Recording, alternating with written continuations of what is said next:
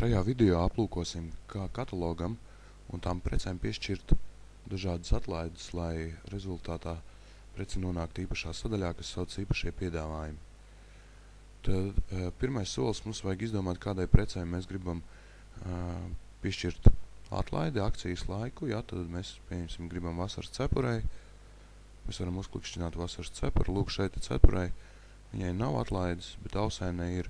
Tad kā piešķirt atlaidi? Pirmais variants, jūs uzejat uz pašas preces un administrācijas sadaļā spiežiet labot produktu. Tātad atrodam vajadzīgo preci, spiežam labot produktu.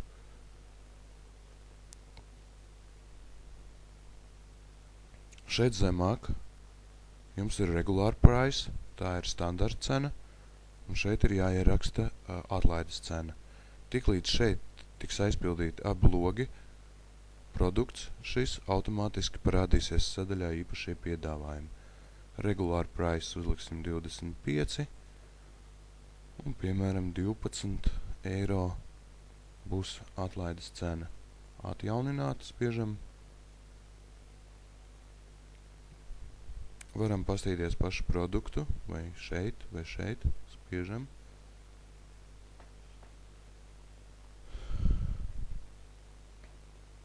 Nu, lūk, mēs redzam, ka pašam produktam ir parādījušās divas cenas, un šī cepurīte ir jau īpašo piedāvājumu sadaļā.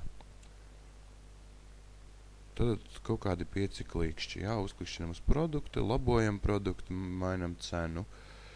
Vēl viena lieta, ko es gribu jums parādīt, tas ir tas, ka šādā veidā mainot, var arī iestādīt atlaides laiku. Tad pieņemsim, ka 25 eiro ir standarta cena, atlaides cena ir 12, un šī atlaide sāks strādāt no 23. marta un strādās līdz 26. martam. Tad, kad šis laiks būs pagājis, atlaide automātiski anulēsies, atjaunot. Tad var šādā veidā mainīt cenas, bet, ja vajag vairākiem, piemēram, 100 produktiem piešķirt atlaidi, tad to var izdarīt daudz ātrāk, spiežot uz produkti. Un jūs varat masveida ieķiksēt kaut kādas preces. Piemēram, es gribu visām cepurēm, es spiežu rakstu meklētāju cepure. Ieteicams rakstīt kaut kādus pirmos 3 burtus, principā. Un lūk, es redzu, man ir cepures. Es varu ieķeksēt visas cepures, un šeit augšā ir masveida darbības, labot, pielietot. Tad, ko mēs redzam?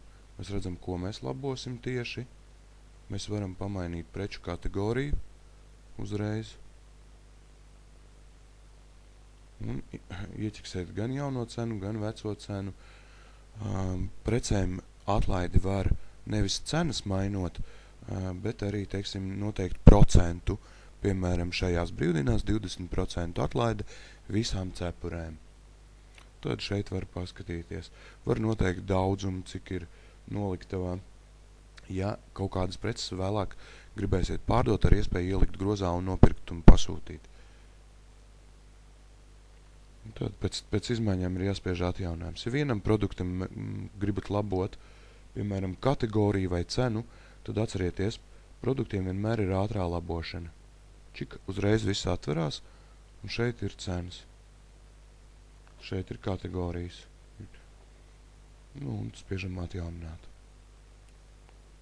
Lūk, šādā veidā var piešķirt atlaides, lai jums izdodas.